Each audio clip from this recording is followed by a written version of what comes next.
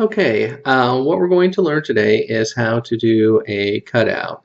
You may want to use the cutout in project number 2, the ad project, to create a silhouette ad or an axial ad. Now, a cutout, what it does is removes the background from a photo. And the photo I've decided we're going to use is ad photo number 6. And we're going to do a little cutout on Dr. Maxwell here. And then I'll show you how to place it in InDesign to create a silhouette ad. We're going to do a silhouette ad. So first thing we need to do is start up Photoshop. So I'm going to press the Windows key on my keyboard. And I'm going to start typing in Photoshop. So P-H-O. Actually on PH it shows me that Adobe Photoshop CC is available. Going to click on that. Oh, actually changed what I was looking at here, but that doesn't really matter. Photoshop is coming up here. And I'm going to go under File, Open, and then on, well, lots of different pictures here. On my desktop, go to my Add Info folder, and then choose Add Photo number 6. When I double click on that, it'll open up the photo in Photoshop. And what we want here is to remove the whiteboard. Maybe we'll keep the drone in there. And get rid of the screen here, the wall, basically removing any background around Dr. Maxwell. There are a lot of different ways to go about doing a cutout in Photoshop. This is my favorite way of doing it. I don't know if it's the fastest way, if it's the most effective way, but it's the one that works best for me. So when I'm doing this professionally, this is how I would approach this photo. So what I'm going to do is go to the toolbar here on the left, and the third choice down is the lasso tool. Now my hand's not steady enough to actually draw around Dr. Maxwell here to do a cutout. So I'm going to click and hold on this tool. You'll see that there's two other tools underlying it. One is the polygonal lasso tool, which is good for drawing straight lines. But what we're going to do today is the magnetic lasso tool. And you can see that when you choose the magnetic lasso tool, it comes out with this kind of cutesy icon that has a little black arrow to the upper left, a magnet, and something that looks like an upside down hanger. That is really not helpful for us. You know, we want to know where we're starting our cutout and, you know, where we're going with this cutout. So this is not helpful. But if you press the cap locks on your keyboard, you can see that, well, you really can't see. Let's zoom in a little here so you can see. There, you can see that instead of having the cutesy icon, it now has a little crosshair. And what I'm going to do is I'm going to start at a very contrasty area. So his black shirt against this white board is a very contrasty area. And I'm just going to do a single click along that line. You can see that it brings up the cutesy icon again saying you're starting a selection. And I'm going to slowly drag my cursor up along his shoulder here on his shirt. And what Photoshop is doing is looking for high contrast areas between pixels. And as it's finding that, it's adding little handles along the way and, you know, creating a selection around Dr. Maxwell here. Now I've gotten to the top of the page and I'm certainly not done with my selection. So I'm going to hold down the spacebar tool. And what that does is temporarily turns your cursor into the hand tool. And that way I can click and drag, get his head here, and then let go of my button on my mouse, let go of the space bar, and continue just bringing my cursor along his hairline. And I'm not pressing down on any button on my mouse. That first click to start off the selection was all I needed. And just going across, and Photoshop's doing a pretty good job at finding the edges because it is very contrasty between the natural colors of a human being here and a white dry erase board behind him. Now there are some times where you're going to make an abrupt change and you want to put down a handle where you think the handle should be, at a corner. So what I'm going to do when I get to where his collar is, since it's not a nice smooth change like over his shoulder, I'm going to actually do a single mouse click there. Instead of Adobe Photoshop figuring out where that handle needs to be, I'll be the person who says put a handle there. And it gives you a little bit more control over how Photoshop is making this selection. And I put another one at that other abrupt turn. And after much experimenting, I have found that the slower you go with the magnetic lasso tool, the better the selection is. So to move the picture down a little bit, I have pressed the space bar, clicked on the left mouse button. Since I'm in the hand tool, drag the picture up a little bit. I'm going to let go of the button on the mouse, let go of the space bar, and continue my slow drag along Dr. Maxwell's shirt here, then around the elbow. Now when his arm meets his shirt, notice that it's going to be an abrupt change here. So I'm going to do a single click from the mouse to put my own handle there and go down the left side of his shirt. Space bar, move up. Oops, made a little mistake there, but I'll go back and fix it. Now when I get to the bottom of the shirt, I'm just going to do a single click there, hold down my space bar, go to the hand tool, drag across, and then go to the other side of his shirt. And when I click there, you can see that Adobe Photoshop has put in some handles along the bottom of his shirt. It's very rough, it's very ugly. We'll fix that. So I'm going to continue up his shirt here, do a little click when we meet his hand, and went a little too much inside on his arm. But at this point, don't worry about little mistakes. I will show you in a moment how to fix it. A little handle there, and then as I'm approaching the starting point of where we did the selection, what I can do here is, I haven't closed the path yet. I could double click and that'll close magnetic lasso pass for you. But if you know where you started and you bring your cursor over that starting point, you can see that the icon comes out again. And this time in the lower right hand corner of the icon, you can see that little circle there. That means you're closing the path. So I'm going to click there, and you can see that now it has taken, I'm going to zoom out so it all fits in there, taken my lasso path and turned it into a selection, a marquee selection. You can see with the marching ants around it.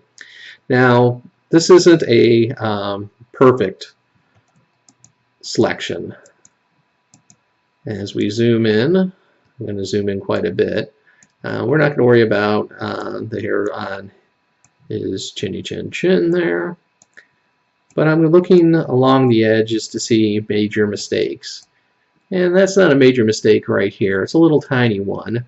But what we can do at this point to fix these little areas that either Photoshop or you, because of an unsteady hand, may have made little mistakes in the selection, what I'm going to do is go to the lasso tool again on the toolbar, click and hold, bring it to the regular lasso tool, and when I want to subtract from a selection, so remove that little tiny corner there, what I'm going to do is hold down the Alt key on the keyboard. You can see that the cursor, I'll bring it into the dark area here, has a little minus sign, meaning that you're removing from the selection. So I'm going to draw a little circle right there around that point. And you can see when I did that, it removed that little point from the selection. I'm going to hold down the space bar, move up a little bit, and you can see I missed a little bit there also. So holding down the Alt key, drag along his arm here, kind of circle back around to the front, and remove that mistake from the selection. There's another area here. Hold down Alt, drag along where you want the selection to be, circle back around. In doing that, you can remove anything that from the background that you may have accidentally put into the selection. But let's say the opposite is true. You can see how it cuts into his arm too much here. To add to the selection, you hold down the Shift key on the keyboard, and I'm going to drag along the side of his arm here, as best I can do with my hand, and then swing back around, circle back around, and it added that whole area onto the selection. I'm going to take a little bit off here by holding down the Alt key and do a little circle there. Not much. But you can go around your whole selection, finding little areas that you want to touch up by removing a little bit by holding down the Alt key, like these areas here, or adding to it. And along the bottom here, as I said, don't worry about it because I'm going to show you how to fix it. Here's how you fix it. Hold down the Shift key. You can see the cursor turns into a cross here with a little plus. And then I'm just going to circle along the bottom here to get the bottom of his shirt. Making sure I press Shift each time I make one of these circles along the bottom. And then here I'll do it counterclockwise. Missed a big chunk of his shirt there, so hold down Shift, drag along the side of his shirt, circle around. And here, to remove a little bit of the brick wall, hold down Alt, circle around. And Photoshop does a pretty good job of seeing where the selection is, but you can always go back, polish it up a little, alternating between the Alt key and the Shift key to add and subtract from the selection. Alright, doing pretty good here. Don't want to waste too much time on this, but we do want it to look right. And this is how I would approach this professionally too. Just go in there, do a magnetic lasso to get a fairly good selection going here, and then going in and touching up. I might add some of this here. Touching up where there are some mistakes. Alright, so zoom back out, and you can see that I do have Dr. Maxwell selected. Now there is this area between his arm that I don't want that to appear in the ad. So I'm going to zoom in there using the keyboard shortcut of Control Spacebar to zoom into this little section. And then Spacebar to use the hand tool to drag it up a little bit. And since we're removing from the selection, what we want to do is hold down the Alt key, and I'm going to drag along his shirt here best I can with my not so steady hand. I'm doing actually a pretty good job for me. And maybe I cut in a little bit, but once again, if I need to fix it a little bit, hold down the Shift key to add to the selection, and if I need to remove any more, hold down the Alt key to remove from the selection. And I'm happy with that too.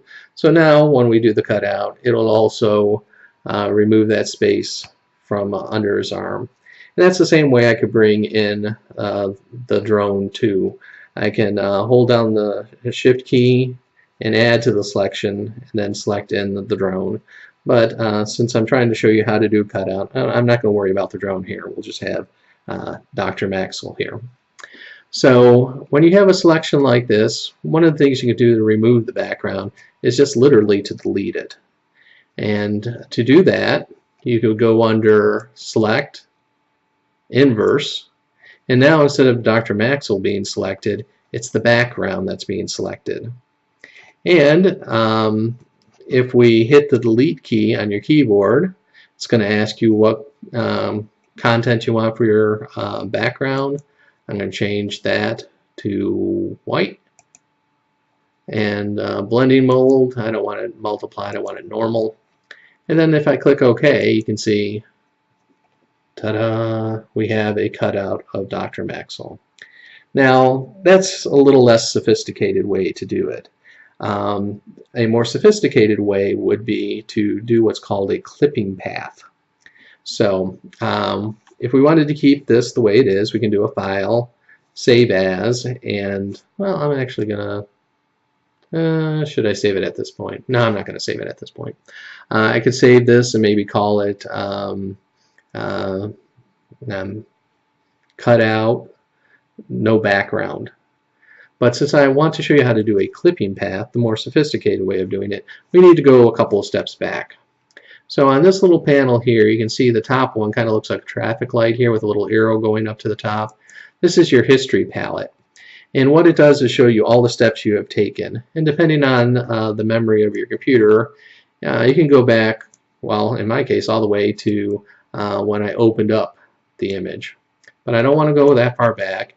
I want to go before I selected the inverse. So this last lasso that I did, you can see that it brings back the background, and it's just Dr. Maxwell that is selected because you can see the marching ants going around him and not around the background. All right, so I'm going to hide the history palette here. And what I need to do now is to change this selection and turn it into a path. And we can do that by going to the Paths palette. It's usually hanging out in the lower right-hand corner of Photoshop, and there it is. If you don't have that panel up, you can always go under Window and then go to Paths. You can see the check mark to the left of it, meaning that I do have this panel open. And I'm actually going to click and drag this out so you can see what I'm doing, kind of put it in the middle of the page here. Along the bottom of the Paths palette, right there in the middle, it kind of looks like a table for four. And if you hover over that icon, it says Make Work Path from Selection. The selection is the marching ants that I have around Dr. Maxwell. So I'm going to click on that. And you can see what it did is it changed it from being a selection and turned it into a path, and more exactly into a work path. Notice that the letters on work path are italicized. It means this path hasn't been saved. You can actually create a clipping path at this point, but I have found that it's more successful to save a path and then create a clipping path than to try to work with the work path. So how you save the temporary work path here is this little menu icon here across from where it says Paths, little drop down menu. When you click on that, you can see you have some choices here, and the first one is Save Path. So I'm going to save it, and you can give it any name you want, and in this case I'm just going to call it Path 1. Perfectly good name for me. I will remember that name. So I'm going to click OK. You can see that the name of the path has changed. But since it's not italicized, it means it has been saved. So that's a good thing. I'm going to go to that same drop-down menu here, and this time I'm going to go to where it says Clipping Path. And in there it'll ask you which path you want, and in this case we only have Path 1, so we'll choose Path 1. And we're not going to play around with the flatness here, and I'm just going to click OK. So now in this Photoshop document, embedded into the document is the path. So I'm going to go to File and Save As. I don't want to keep it as Add Photo 06. I'm going to add, turning off my cap locks here, I'm going to call it Clipping. There we go. Just to distinguish it from the original here. So press Save. It's going to ask me my JPEG options here, high or maximum, perfectly good here. And where it says format options, I'm going to actually use standard rather than progressive. Progressive skips, no, it actually doesn't skip lines. It does one line at a time. We're just going to use the standard baseline here and click OK. And now what I'm going to do, I mean, it doesn't look like much, it just looks like he has dots around him. I'm going to start up InDesign by pressing my Windows key on my keyboard, type in IND, which brings up a best result of Adobe InDesign CC 2015. Start up InDesign here really fast. And that was really fast for InDesign. And no, I don't want to open up Creative Cloud, and I don't want to use the welcome splash screen. So I'm going to go to File, New, File, New, and Document. And much like my walkthrough for the grid ad, I'm going to turn off the facing pages. You really don't have to. It's just something that I like to do. And as far as the number of columns, one is fine in this case, but just kind of to help guide me as I'm putting in all this, I'm going to turn it into 2 columns. It's going to work out better as far as placing things. So click OK. Have the blank page here. And this time, instead of drawing a frame in on this page, I'm going to go to File and Place. And what I want to place is Add Photo 06 Clipping. So double click on that. And see how it turned my icon to actually show the picture itself? It still has the background, but trust me, it's not there.